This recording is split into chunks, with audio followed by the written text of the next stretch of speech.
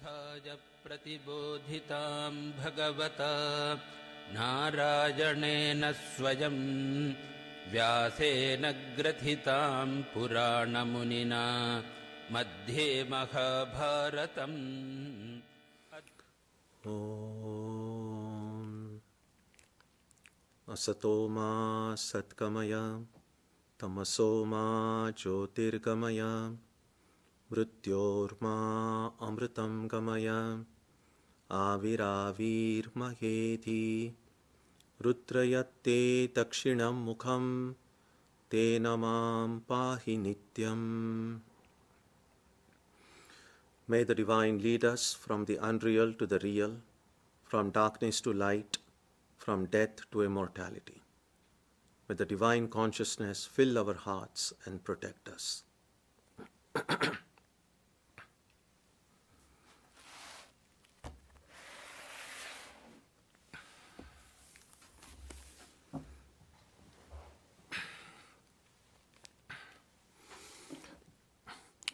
So, welcome everyone for our online satsang. I hope all of you are comfortable in sitting in some nice, comfortable chairs in your homes. And as we did last time, you have to imagine that you are here in the chapel, and I have to imagine that all of you are in front of me. But I must begin today by saluting all the mothers. Today is the Mother's Day, so all the mothers today, but also all the mothers of the past and all the mothers of the future. But for the presence of mothers, none of us would be here today. And so this is a good opportunity to recognize the roles mothers play in our lives. And as I've often said, that motherhood does not have to be limited to a specific gender. A mother is a person, but a mother is also an ideal. And that ideal of motherhood, the qualities that we associate with motherhood, can be cultivated and should be cultivated by everyone, irrespective of their gender. And therefore, let's awaken the mother in our heart, whether or not we are biologically mothers. Begin the study of the Gita, and on the Gita was a war that lasted for 18 days, and the 10th day of the war was considered very significant. So there is a oral tradition that on the 9th day, Krishna asked Arjuna to do the worship of Mother Durga. And so the worship of Mother is associated with the study that we are about to begin today, study of the Gita. This is not the first time that we are studying the Gita. We have studied in the last 20 years. We have studied the Gita at least twice. And this will not be the last time we will be studying it either. The reason the study of the Gita is so prevalent in the tradition, and certainly in the Vedanta societies the world over, because as Swami Vivekananda pointed out, the Gita is the best summary of the Vedantic wisdom. The insights of Vedanta are primarily found in a set of texts called the Upanishads. Upanishads are a part of the Vedas. Now, the Upanishadic literature is fairly vast, and not many can follow it easily without the help of commentaries and translations. But all those insights that are found and which are scattered all over the different Upanishads have been brought together in this little book. It's not small really, it's just 700 verses, but still, compared to the extent of the Vedas, the Gita is much more manageable, so to speak. It's also in classical Sanskrit. So Sanskrit, there are two kinds of Sanskrit. There is the Vedic Sanskrit, which is clearly more ancient, and it has a more archaic form of grammar. So when people undertake the study of Sanskrit today in schools and colleges, what they are mostly studying is classical Sanskrit. And the Gita is in the classical Sanskrit, being historically of a later period. So Vedanta, there are said to be three foundational texts of Vedanta. They are called in Sanskrit Prasthanatraya. And they are the Brahma Sutra, the Upanishad, and the Gita. So the Gita is one of the foundational texts. Let me say something about the previous study of the Gita that we did. So years ago, we did a set of 18 talks. Every talk summarizing one chapter of the Gita. And there are 18 chapters, so there were 18 talks. And that whole series was called Insights from the Gita. After that, we undertook a more detailed study of the Gita, chapter by chapter, verse by verse. And so that was a complete study of the Gita, and that lasted, I guess, for almost 3.5 to 4 years. So we have taken a chapter-wise an overview of the entire Gita. We have also studied the Gita verse by verse. And those of you, some of you were clear, have attended those talks or have heard them on the podcasts. But in case you have not had a chance to hear them and are interested in doing so, all of these talks can be downloaded from the center's website. But what we are doing now is a third way of studying the Gita. So we are not taking an overview of every chapter. Neither are we going to study every verse. What I hope to do today and in the weeks ahead is take up specific themes in a set of verses. What is really being discussed? And the beauty of understanding the Gita in this way is that it's like when you want to know something, you can slice it and dice it in different ways and get to know more about it. So we get one idea of the Gita when we have this a larger overview. Another kind of a more detailed study of every verse. And now this is the third way of looking at it from the different topics that were discussed. So that would be the plan going forward. I said that the Gita is one of the three foundational texts. Of these three texts, only the Upanishads are a part of the Vedas. And Vedas are considered apaurushaya. That means they have no human authorship, that they are a revealed text. The other two texts of Vedanta, Brahma Sutra and the Gita, have a human authorship. So the Brahma Sutra are said to have been written by Vyasa, and the Gita, oddly enough, is also attributed to Vyasa. But Vyasa is not the one who wrote it. Vyasa was the only one who put into words the conversation that happened between Krishna and Arjuna on the battlefield of Kurukshetra. Most of you have a copy of the Gita at home, and I hope you have it by your side because I may refer to it now and then in the course of this reflection.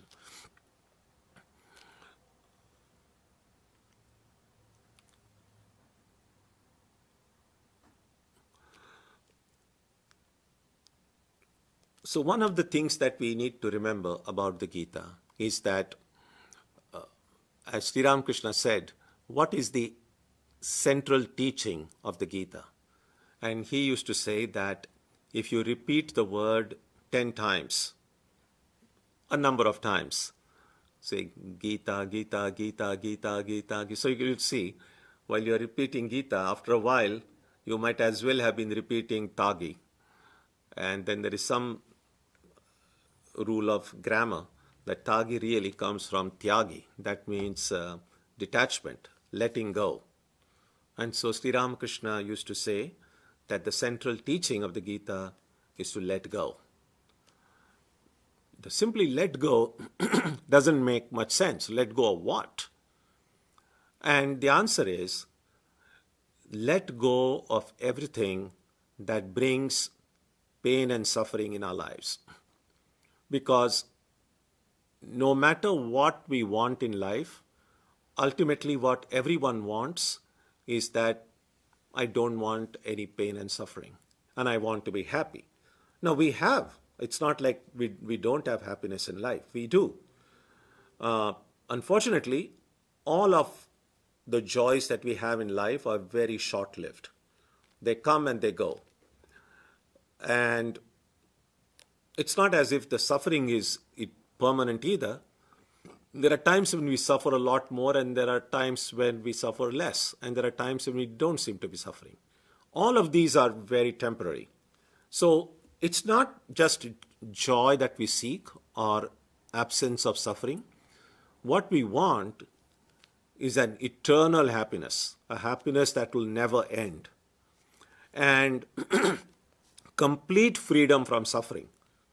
Such freedom from suffering that it will never ever again come in our lives. And so when the teaching of the Gita being letting go, means letting go of whatever it is that brings pain and suffering in my life, letting go of whatever it is that is an obstruction to my happiness. And so what is it?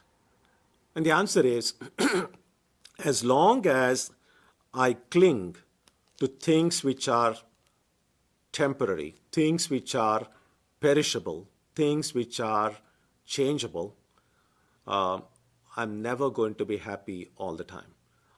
I'm always opening myself to the possibility of suffering. And so let go of everything that is perishable and hold on to what is non-perishable. Hold on to something permanent.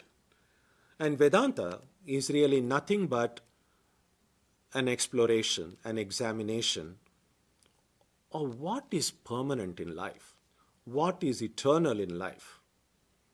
Objectively, we think of that eternal as God. Subjectively, that eternal is my own self. The deepest core of my being is eternal and immortal.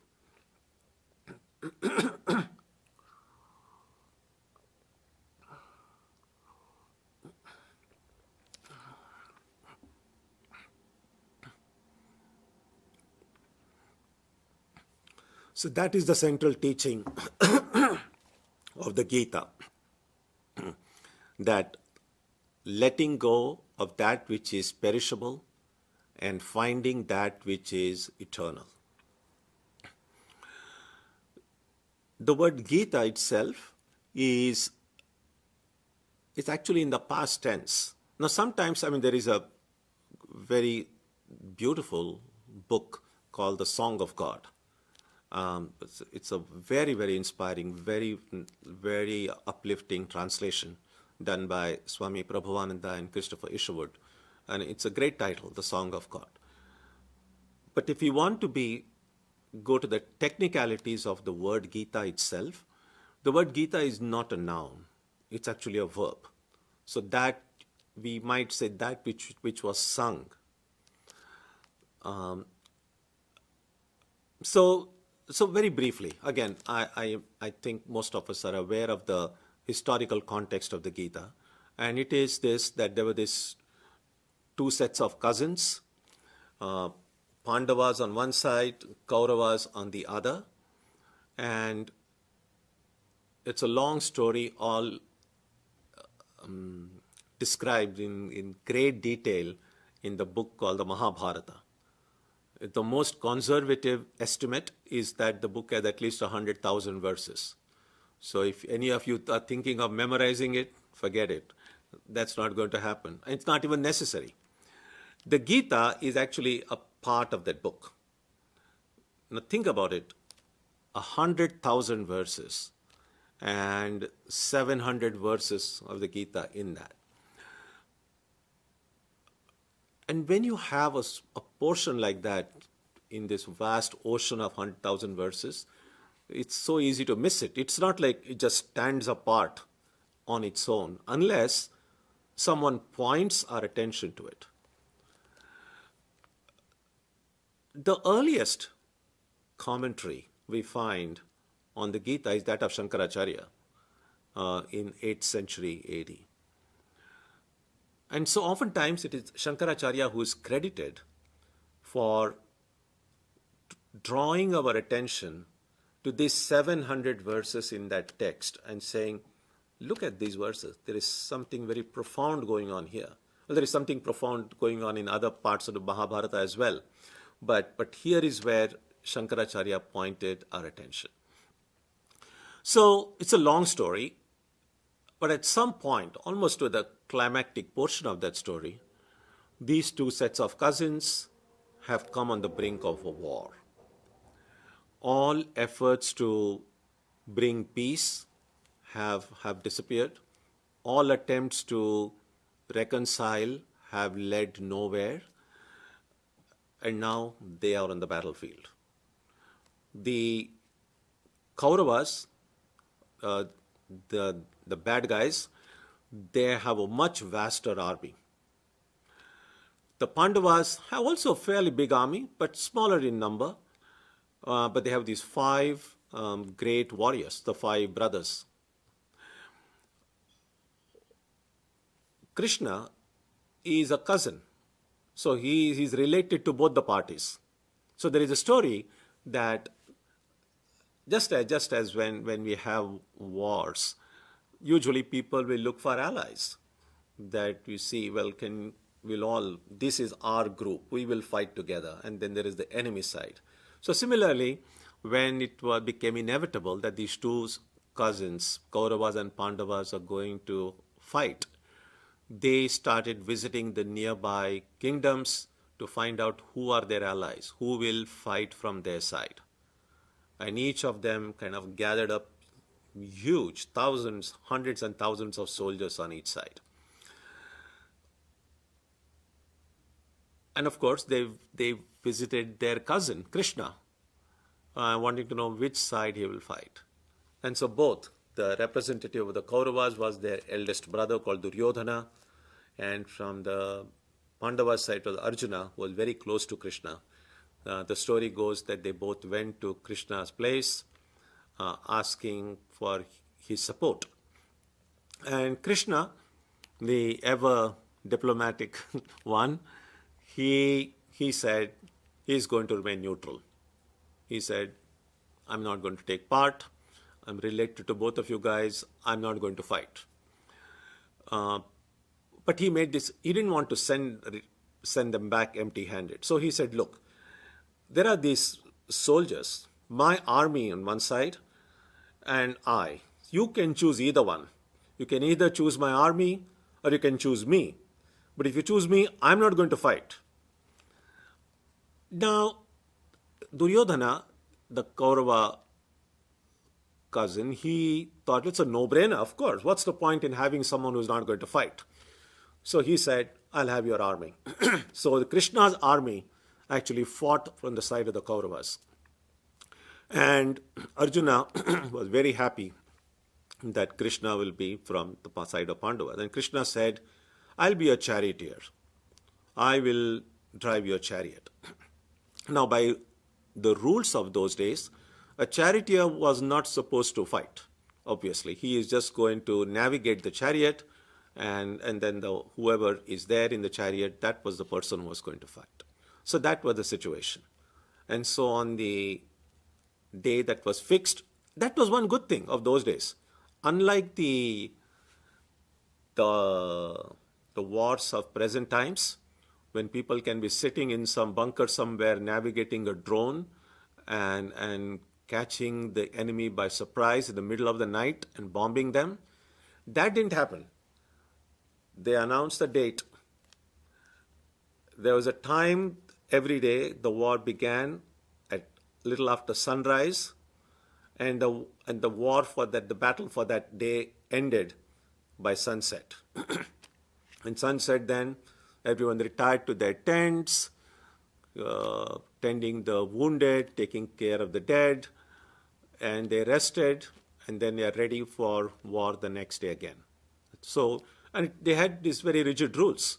You could not go and kill anyone from the other side before sunrise or after sunset. And that's why it's called Dharma Yuddha. You can see in the very first verse of the Gita,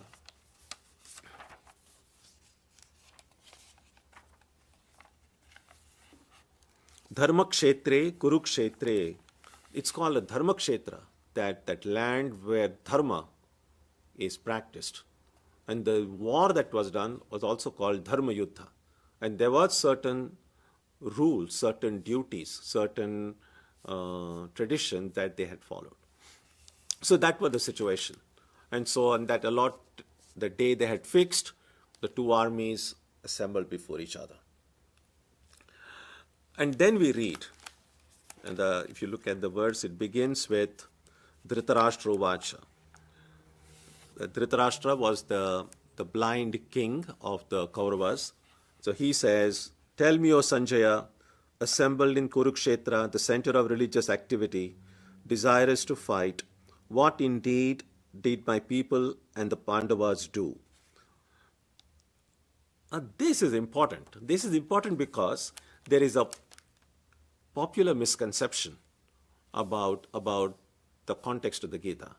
And the misconception is this. First of all, while it is a dialogue between Krishna and Arjuna, it is actually a dialogue between Sanjaya and Dhritarashtra. So it's a dialogue within a dialogue. Now the misconception is this, or the popular idea is this, that the king was blind, he was old, so he did not take part in the war. And so the Gita begins with that blind king's question, what did my children do on the battlefield?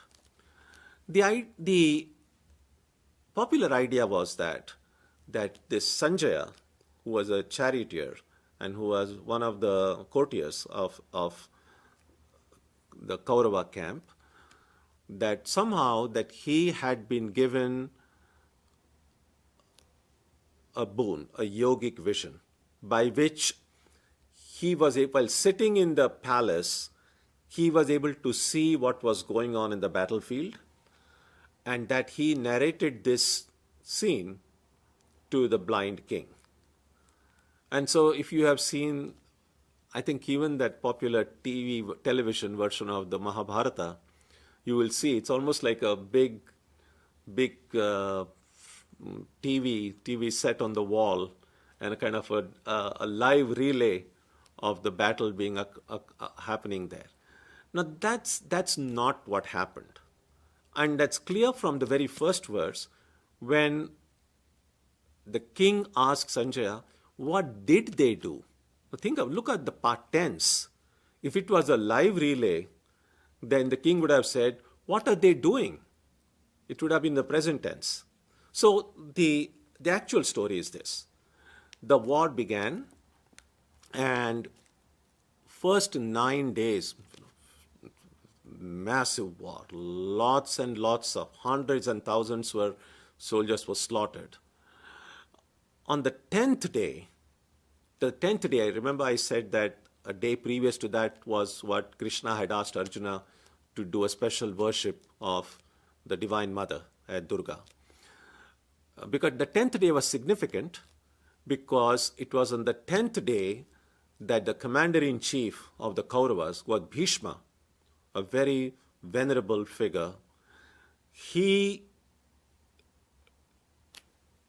became incapacitated. So Arjuna, it is again lots of stories. Arjuna shot lots of arrows, and he didn't die, but he, and in fact they say Sharashaya. He was Arjuna's grandfather, so great grandfather. So we will come to that. So he made sure that even as he fell down on the ground, he made a bed of arrows so that he could lie on that arrow. Now, when the commander-in-chief fell down, that's a big thing in a war, because first of all, you'll need somebody to lead. You'll need to appoint another commander-in-chief.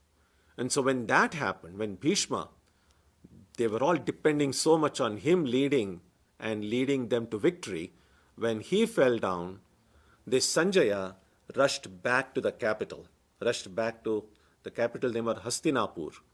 He rushed back there, and then as soon as he came from the battlefield, the king says, "What did my children do?" So remember, when the Gita begins, the war is a little more than half of the war is over. Of course, they didn't know that time it was half. We know now, in hindsight. And what did they do? And so everything that happens now is what Sanjaya is narrating to the blind king what happened in the first 9 days. And then as we proceed, you will see in the first set of verses, he says, if you go to the second verse, begin with Sanjaya Uvacha, Sanjay said. And then he says how Duryodhana then, looking at all the soldiers gathered on two sides, the two armies, then comes to his commander-in-chief, to Bhishma, and then tells him that these are the great kind of almost the kind of a pep talk that a coach might give these football players before the game is about to begin. So he's like, these are the great warriors on our side, and those are the warriors. And so that's the kind of a thing we see in the first few verses. And then Bhishma sensed that this Duryodhana is feeling a bit nervous. You see, they're ready for war, and someone is like, we have these great people, you start saying all this. That might seem like a sign of strength, but Bhishma could see that he was actually feeling very nervous. Sometimes it happens. When people are nervous, they sometimes will try to hide that nervousness in an external show of bravado, external show of confidence. So when people who talk big and are kind of loud-mouthed, they're not necessarily very strong people. They're actually very weak people. They're trying to cover that weakness. And that's what Bhishma noticed. And so he, to kind of instill some courage and strength in Duryodhana, then Bhishma blows the conch. So that was supposed to be the formal beginning of the war, that the great warriors on both sides will blow their conches. And each of these conch has a name, as you will see in those verses. And then those of you who have tried blowing a conch know that it's not just the size of the conch, but every conch has a kind of a distinct sound of its own. No two conches sound exactly alike. And so just by the sound of that conch, people say, oh, that's Arjuna's conch, that's Bhishma. So they could know. So all these great warriors on both sides, they started blowing their conches. And the idea is, now you start. At that point, Arjuna suddenly gets a very strange idea in his head. And if you go to verse number, go to verse number 21. Arjuna Uvacha, Arjuna said, place my chariot, O Achyuta, between the two armies, that I may see those who stand here prepared for war. On this battle, let me know with whom I have to fight. A strange request, really. It was not like, it's not like some kind of a blind date. Like, we're going for war, we don't know whom you're fighting, so let me go and see. Of course they knew. He knew exactly who he was going to fight. So it was a kind of a strange request. But sometimes, just in to make something more real, we need to encounter it directly. We need to verbalize it. And maybe something like that was happening. The idea that, oh, I'm going to fight, is very different from the actual reality. You're standing in the battlefield. And so suddenly, And still it's a bit odd request for Arjuna then to tell Krishna, just take my chariot in the middle of the two armies so I know who are on the other side. Now, if there are thousands of soldiers on either side, you can imagine, it must have been lined up in a fairly, and if you have gone to the place which is known as Kurukshetra in northern India today, it's a fairly big ground. And that's what they say, that was the area in which the battle took place. So, Krishna had a choice really. He just says, take my chariot in the middle of the two armies. And Krishna could have just taken it anywhere and said, okay, we are in the middle. Now, Krishna had a reason of his own. So he takes his chariot right in front where all his grandfather and all his teacher and his uncles and his cousin, all of them are there. He just goes right there so he can see for themselves. Maybe if he had seen only some unknown, strange soldiers, it may not have affected him so much. But right now, before his eyes, he sees Bhishma, Drona, all these people. And then, suddenly, Arjuna's mind changes. He says, I'm on the other side. I'm seeing the people who are very dear to me, people whom I respect, people who are my own relatives, my own friends. And he says, what am I doing here? Why have I even come to fight? What's the point in fighting our own people? First of all, and then you have, although Gita is said to be a Krishna's teaching to Arjuna, we really have most of the talking in the first chapter is done by Arjuna himself. And what Arjuna says in the rest of that chapter, in the first chapter, was, war is bad, that there is really no victory in any war, because ultimately it's only death that wins. People on both sides are going to die. Children of these soldiers are going to be orphaned. Their wives are going to be widowed. They're just going to be a disaster in every way. And he says, after killing all these people, with their blood on our hands, what kind of how can you enjoy that? How can you savor that victory? And after killing one's own teachers and fathers and uncles and cousins, that's a great sin. I'm opening the door to hell for myself. And so I don't see any point in this war. And then if you go to the last verse of the first chapter, you will see Sanjaya said, Eva muktva Arjuna sankhe ratopastha upavishat visrujya shasharam chapam shoka samvigna manasaha. Speaking thus in the midst of the battlefield, Arjuna, casting away his bow and arrow, sank down on the seat of his chariot with his mind distressed with sorrow. And so that's how it ends, with Arjuna saying, I'm not going to fight. I'm done with it. And just sits, and then sometime you'll see in the pictures Arjuna kind of sitting like this. And because it ends with this very visible expression of sorrow from Arjuna, the first chapter of the Gita is called Arjuna Vishada Yoga, the Vishada, the sorrow of Arjuna.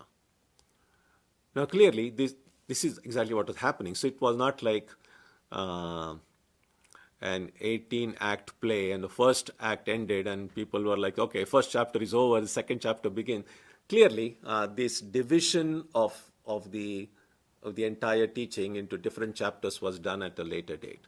And so the idea was that Vyasa, okay, so here is a few other points. And that is, after this Arjuna says he's not going to fight, and then in the second chapter, which we'll see next week, the teaching, Krishna's teaching begins.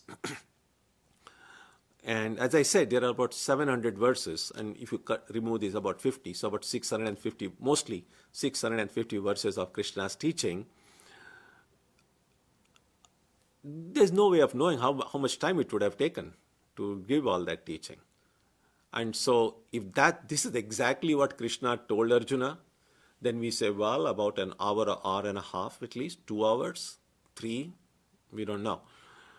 And again, that seems very odd, that the conches are blown, thousands of soldiers on both sides ready to fight, and suddenly this long lecture starts of the Gita. And you can kind of, if you want to make fun of it, it's a soldier sitting on both sides, oh, when is it going to get over? Now, it's very likely that that's not what happened. It's possible that Arjuna said in very few words, this doesn't look nice to me.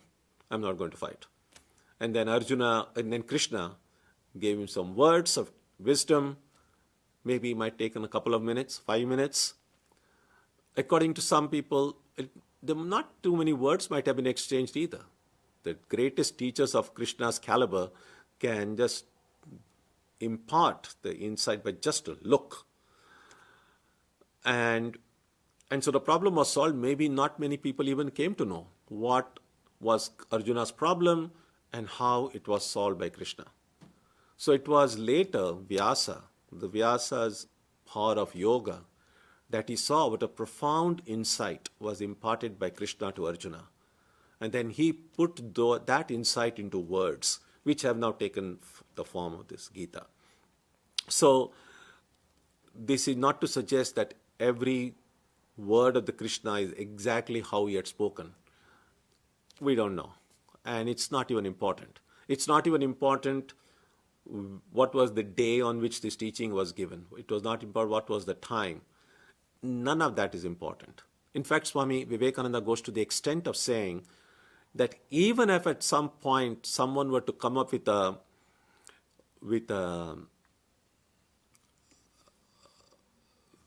evidence that Krishna did not even exist, there was no such person called Krishna.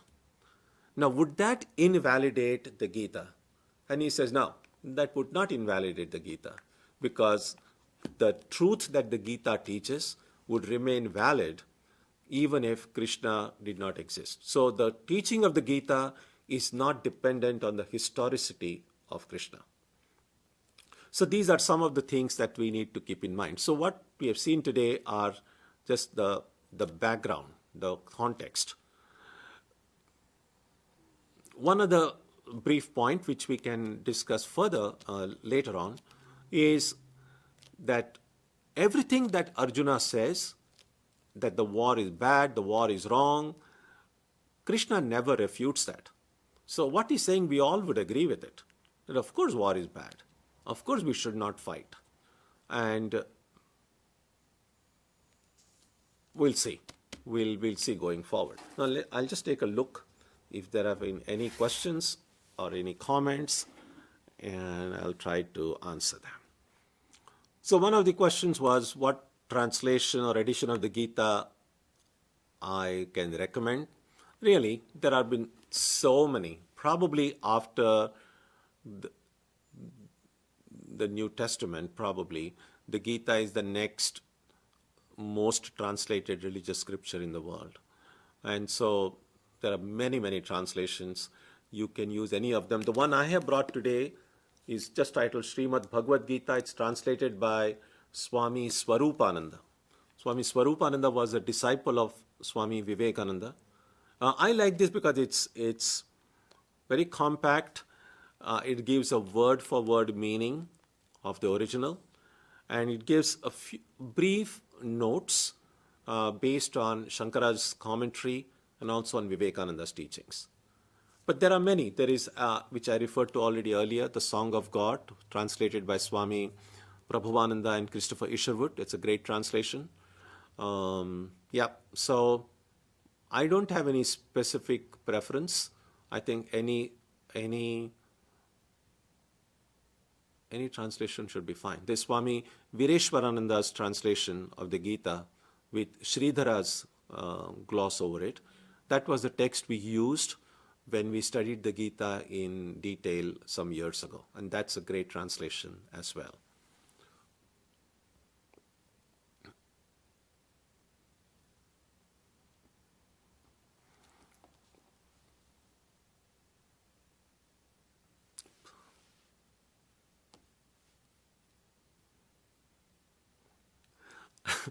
Thinking like it was an iPad, I was trying to do with fingers. I said, why is it not moving? It's actually... Okay. So should we think of Krishna as a historical person like Christ or Buddha? Or is the battle more of a myth like the stories of Genesis? It's not, we can think about it either way, any way we like. Many people within the tradition see this as a historical battle. They see both Krishna and Rama as historical figures. But we are dealing with personalities who were at least 3,000 to 4,000 years ago, or maybe more.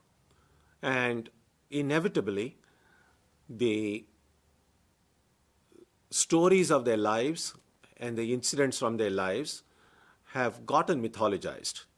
In other words, there are so many stories have through just constant narration and description have gotten added to it. So it's not always easy to separate out the historical part from the mythological part. But either way should be fine. As I said, none of these teachings depend on the historicity of Krishna. So even if Krishna didn't exist, the ideal that Krishna represents, that's true even today.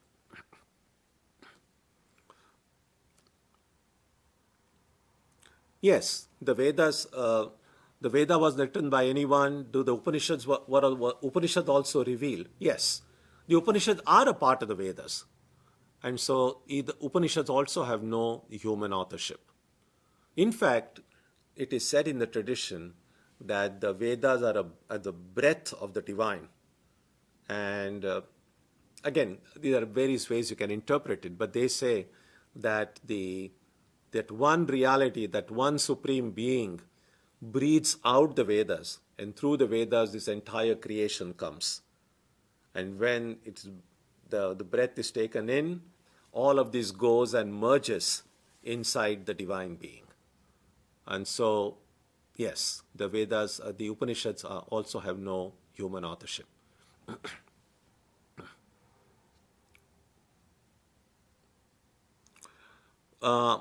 Yes, I'm going to discuss detachment at a later time. I think I'm going to discuss detachment pretty much every week, since that's the central teaching of the Gita. I'll discuss it so much, you're just going to get tired of it.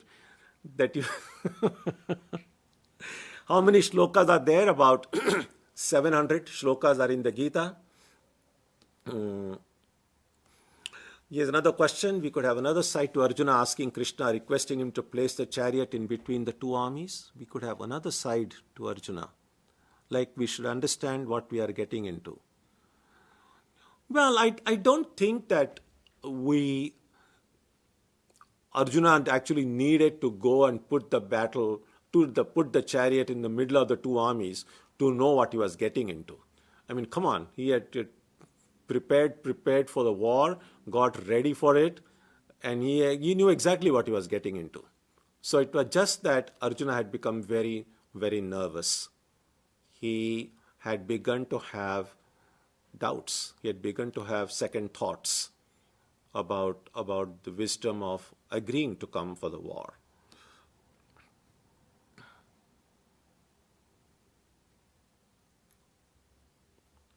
Oh, that's good. So here is a comment with the information that Prabhuvananda's translation of the Upanishads is subtitled Breath of the Eternal, indicating they are divinely inspired.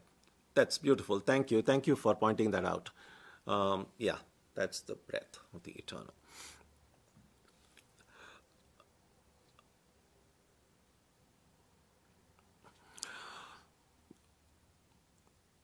So, Here is another question. Why employ the setting of a war to communicate teachings? Well, I don't think the word employ makes too much sense. It was not like there was any much choice. I mean, this is what happened. The war happened.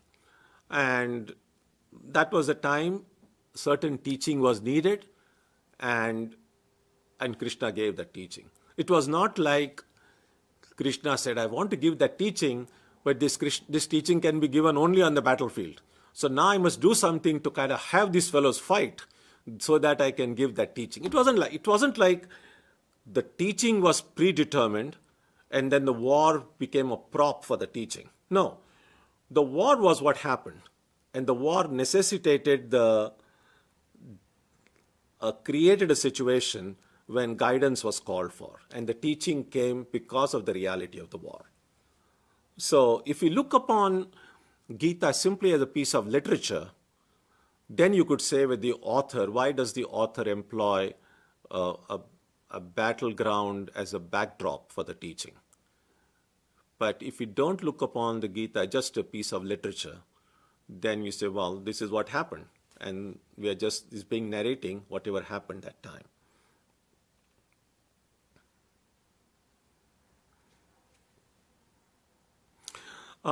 Here is a good question. When you say no human authorship, does that mean that the first person to pen it was enlightened and had given up the sense of I, they were therefore not identified as human? This is about the Vedas. The sages who saw those Vedas, they are often in Sanskrit. They are called mantra drashtas. The mantras, the words of the Vedas were revealed to them. So they didn't think about it intellectually. That oftentimes in deep meditation, these words were revealed to them.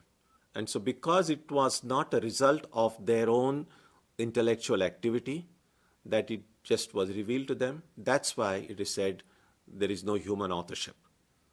And that's why even in the Vedas, nowhere is it said, oh, this was written by this person. In fact, the idea of authorship is a fairly recent idea, maybe just a few centuries ago.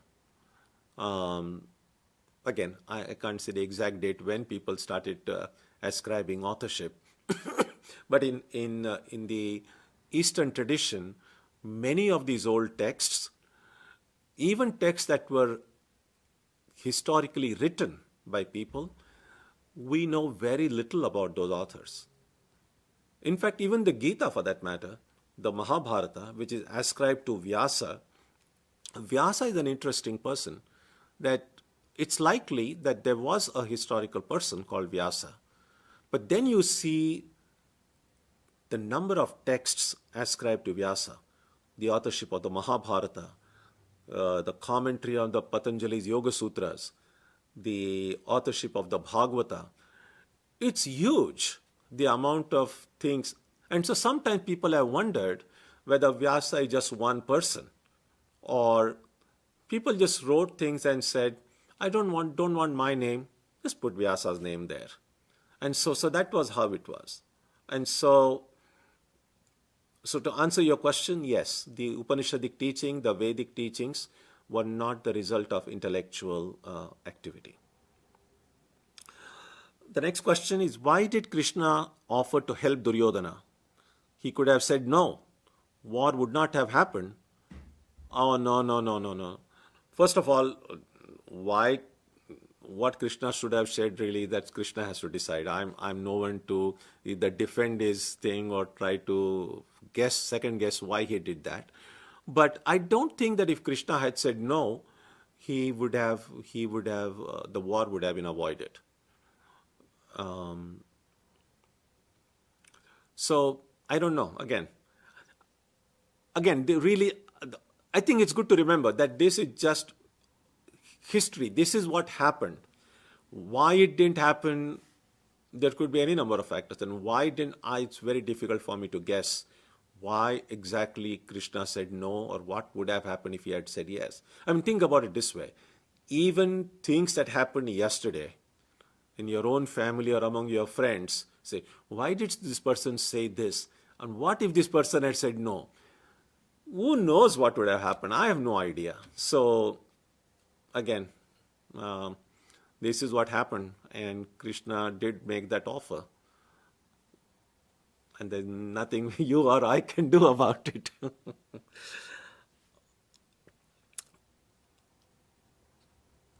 All right, let's see. So, two more questions. Is there a metaphorical significance to Dhritarashtra's blindness? What can we learn from this? All metaphorical interpretations are really up to us. So if we see that, well, one way to say is, well, his blindness may be metaphorically that if we try to close our eyes to the reality around us, if we remain in denial, then that can lead to great sorrow and suffering. And that's exactly what happened. Dhritarashtra was a wise person, but he was blinded by his attachment to his children. So even when he knew that the right course of action would have been to correct his children, to hand over, but he himself was consumed by a seeming injustice done to him, because in those days, although the eldest child was the one who inherited the kingdom, if the successor or one who was supposed to inherit had some handicap, then that person was ineligible. And so Dhritarashtra was the eldest child, but because he was blind, he was not eligible to lead the kingdom. And therefore his younger brother was installed as king. And well, at the human level, you can understand. He felt that what was rightfully his was taken away from him. And so there was this kind of a bitterness. And so later on, when he grew old, he felt that his son, who would have inherited the kingdom had he become the king, should be installed as king. So he kind of revolted against the tradition of his times. And even when he saw his son resorting to unethical means, he, instead of correcting it, he tried to support his children who were not living according to dharma. And I think that kind of self-denial could be associated with his blindness. And that's clearly, that would be one way of trying to find a metaphorical significance in Dhritarashtra's blindness. Why is the first chapter called Vishada Yoga? Vishada is not a positive state. Of course it's not a positive state. So Vishada is not state. So Arjuna was filled with sorrow. He was filled with disappointment. Now, sorrow or disappointment can make us wallow in our own misery and can incapacitate us and may not be helpful.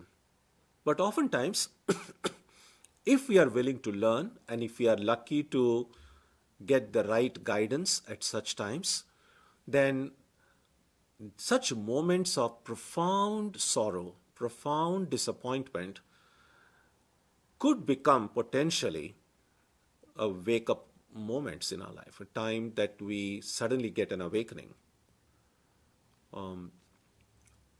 In our own lives also we see, we have had moments of joy, we have had moments of sorrow. And if we look at our own life objectively, as far as we can do so, it's not easy to look at one's own life objectively, but if we try to do that, we might discover that